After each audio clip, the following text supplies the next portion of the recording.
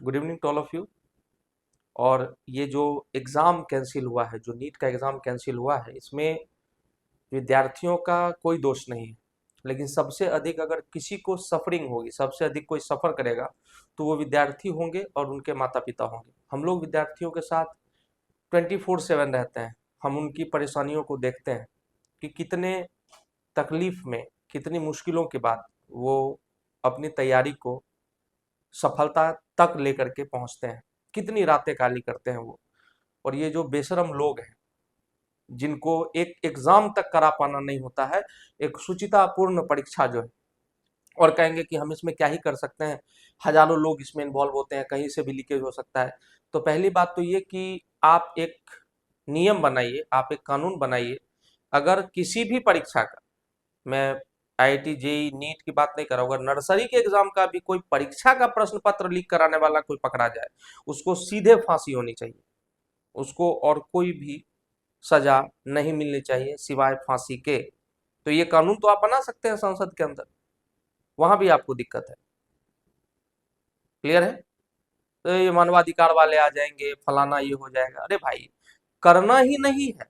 आपको पहले से पता है कि आपको नहीं करना है। सऊदी में चोरी नहीं करना है, हाथ काट दिया जाएगा, पता है, तो कोई चोरी नहीं करता है। और अगर करता है तो उसका हाथ कटेगा, सीधी सी बात है।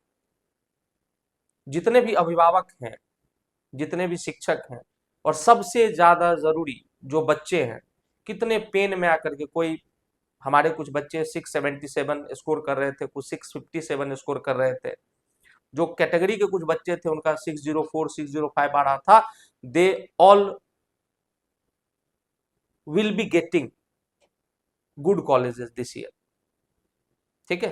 बट क्या हुआ इसका? सारी मेहनत बर्बाद। सब अब अपने कंफर्ट जोन में जा चुके हैं, सब अपने सामानों को लेकर के घर जा चुके हैं। फिर से वहां से उनको आना होगा और फिर से वही एक जो पेनफुल प्रक्रिया उससे गुजरना होगा। और इसकी क्या गारंटी है कि अगले साल एग्जाम का क्वेश्चन लीक नहीं होगा? एक्चुअली में एक पैटर्न है। हर साल प्रश्न पत्र लीक होते हैं, हर साल होते हैं। सर आपको कैसे पता? सूत्रों के हवाले से। हर साल प्रश्न पत्र लीक होता है। और ये कराता कौन है? जो बहुत बड़े बड़े लोग हैं, जिनके पास करोड़ों रुपए हैं। तो ये 500 1000 सीट तो हम लोग ऐसे भी मान के चल रहे थे कि भाई चलो 1000 जो बहुत अमीर लोग हैं, बहुत धनाढ्य लोग हैं, उनके बच्चों तक ये सुविधा पहुंच सकती है। जिनके पास 10 10 हॉस्पिटल हैं, 5 5 हॉस्पिटल हैं, जिनके खानदान में चाचा, मामा, पिताजी, नाना जी, कोई उन 545 गणमान्य व्यक्तियों में है जो संसद में बैठते हैं। एक फोन चला जाता होगा तो एनटीए के डायरेक्टर साहब खुद ही अपना जेरोक्स करके उनके घर पहुंचा देंगे। मेरे पास कोई प्रूफ नहीं है, मैं पहले कह रहा हूं। बट ऐसा होता था, हमेशा से होता है। नहीं तो हम भी शिक्षक हैं, हमको पता है कि 3 घंटे के पेपर में किसी भी सूरत में, अगर अल्बर्ट आइंस्टाइन खुद पेपर ना दे, वो भी देते तो शायद नहीं ला पाते उतना। लेकिन 720 में 720 मजाक चल रहा है क्या? कैसे कोई बच्चा ला सकता है? शिक्षक नहीं ला सकते, बच्चा कहां से ला सकता है? Because the time is limited. 180 questions हैं, आपको 180 बार अटेम्प्ट लेना है और 180 में 180 बार सही टिक करना है। ये नेक्स्ट टू इम्पॉसिबल टास्क है। कोई लाखों में एक होगा, लाखों में एक, जो 700 टच कर पाएगा। लाखों में एक।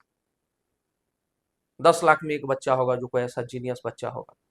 जैसा आप पेपर इस बार का देख रहे हैं, क्वाइट अ टफ पेपर यार, ये बहुत आसान पेपर नहीं था। और उसमें भी अगर कोई 720 क्लेम कर रहा है तो सबसे पहले उनको पकड़िए और उस बच्चे को लेकर के आइए कि आपने कौन सा ये बच्चा तैयार किया है जो इतना जीनियस हो गया है। खैर वो तो बात की बात है। बट आपको बतौर एक ऑर्गेनाइजेशन, जो एक स्टेचुटरी बॉडी है, जिसको गठित किया गया है एग्जाम को कराने के लिए, तो एनटीए को तो शर्म आनी चाहिए। और अब क्या करना चाहिए बच्चों को, जिससे वो अपने, जो भी उनके मन में जो अवसाद है, अवसाद आ ही गया होगा, जो दुख है, कुछ लोग डिप्रेस हो गए होंगे, तो उसको दूर करने के लिए आप सिंपली अपने शिक्षकों के पास पहुंचिए। ठीक है? आप उनसे बात करिए, अकेलेपन से बिल्कुल पहले दूर होइए। कोई 3 साल से तैयारी कर रहा होता, कोई 4 साल से तैयारी कर रहा होता है बेशर्मो, और उनके जीवन का एकमात्र लक्ष्य है कि हमको डॉक्टर बनना है, सेवा करनी है। और आप उनके सपनों को तोड़ देते हैं। 4 4 साल, चौथा अटेम्प्ट दे रहा होता है कोई बच्चा, पूरी तरह तरीके से डेडिकेटेड होता है वो। और उसका पूरा जीवन अवसाद में चला जाएगा। सर नीट हो ही रहा है, भाई किसको पता है यार? जो बच्चा 3 साल से पेपर दे रहा था, उसका उस 3 घंटे में लक काम नहीं कर रहा हो, उसका भाग्य काम नहीं कर रहा हो, इस बार उसका भाग्य काम किया हो, वो 630 640 650 पहुंचा हुआ हो, और अब एग्जाम कैंसिल हो जाए, फिर अगले साल हो सकता है उसका भाग्य काम ना करे, मतलब अगले अटेम्प्ट में, रीनीट में। ठीक है, तो सबसे पहले तो यही बात है कि एनटीए को शर्मानी चाहिए, और हमारे जितने भी ये आला कमान है, इनको समझना होगा कि अगर किसी देश की शिक्षण व्यवस्था खराब हो गई, तो आप चाह करके भी बाकी चीजों से कुछ नहीं कर पाएंगे। और इसका इफेक्ट, जो ये एग्जाम लीक होने की परंपरा है देश में, एसएससी सीजीएल का एग्जाम क्वेश्चन लीक हुआ था 2017 में, उस साल मैंने खुद सीजीएल लिखा था और मुझे 149 मार्क्स आए थे। मैं कितना खुश था कि यार मेरा कम से कम इस बार सिलेक्शन हो जाएगा गवर्नमेंट जॉब में, हालांकि मैं किसी प्राइवेट जॉब में था। तो आपको ये समझ में नहीं आ रहा है कि कितनी आशाएं जुड़ी हुई, एग्जाम हम नहीं करवा सकते हैं फेयर? एग्जाम फेयर तो करवा लो यार कम से कम। तो चलिए, देखिए जो भी आप लोग कर सकते हैं, और छात्रों से मेरा खास आग्रह है, बिल्कुल अवसाद के चक्कर में ना पड़े, फिर से अपने अपने शिक्षकों के पास लौटिए, उनसे बात करिए, अगला स्ट्रेटेजी तैयार करिए और लग जाइए। याद रखिएगा, सोना जितना तपेगा उतना ही निखरेगा। क्लैरिटी आ गई होगी आपको, सोना जितना तपेगा उतना निखरेगा। आपको एक सीट एनटीए को देना ही होगा, चाहे ये बड़े बड़े परिवारों के बच्चे जो क्वेश्चन पेपर के लिए 60 लाख और 40 लाख देते हैं, भाई बैंक में जमा करा दो ना यार, म्यूचुअल फंड करा दो उतने पैसे का, उसके ब्याज से वो खाता रहेगा, फिर क्यों बनाना है उसको कुछ अगर वो उस लायक नहीं है तो। ठीक है, फिर आगे जाकर के किसी कोई मरीज उसके हाथ से दम तोड़ रहा होगा और वहां पे अलग सा बवाल चल रहा होगा। तो इसको बंद करिए, और मैं सभी से गुजारिश करता हूँ कि जो भी बच्चे हमारे यहाँ के हैं या किन्हीं के भी हैं, हम लोग फिर से एक टेस्ट सीरीज शुरू करेंगे, और सारे बच्चे एक साथ कलेक्ट होइए।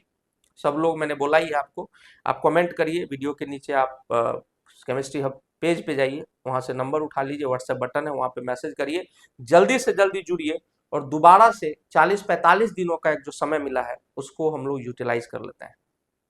ठीक है, थैंक यू, बहुत बढ़िया, एकदम जोश में आइए, जोश में आइए, और हम लोग वापस से मिलते हैं। Thank you.